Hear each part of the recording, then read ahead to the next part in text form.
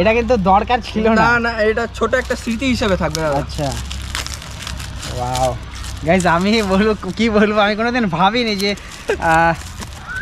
Unboxing. ও মাই god, তার জন্য একটা ছোট ও গাইস দেখতে পাচ্ছ কি বলবো যে আমার খুব খারাপ লাগে যে আমার জন্য কিছু আনতে পারে।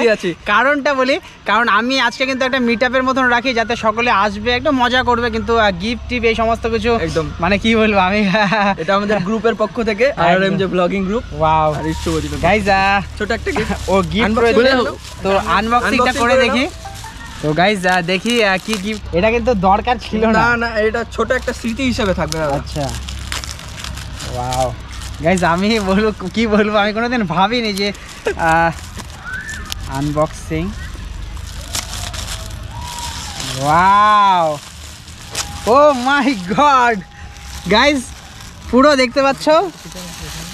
ওয়াও এত সুন্দর একটা মানে কি বলবো, আমি তো পুরো ফ্রেমের মধ্যে অনেক কিছু স্মৃতি আছে।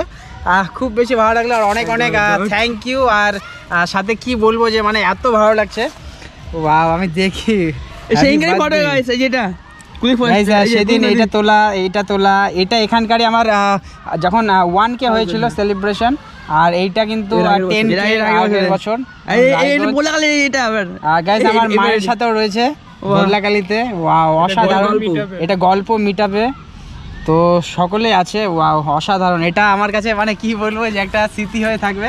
আর সত্যি এটার জায়গা মানে সেই ওয়ালটাতে হবে যেই ওয়ালটাতে আমার সমস্ত কিছু কিন্তু থাকে।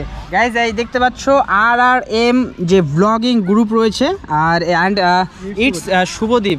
তো মানে কি বলবো, গ্রুপের সকলকে আমার তরফ থেকে অনেক ভালোবাসা, শুভকামনা, সকলে ভালোভাবে কাজ করো। আর সত্যি বলছি আমি ভাবতে পারিনি এত সুন্দর একটা গিফট। আমি খুব মানে কি বলবো যে মন থেকে আনন্দ আর মানে বলতে পারছি না যে কথাগুলো, খুব ভালো লাগছে। আর সকলকে অনেক অনেক শুভকামনা, বেস্ট অফ লাক, ভালোভাবে কাজ করো।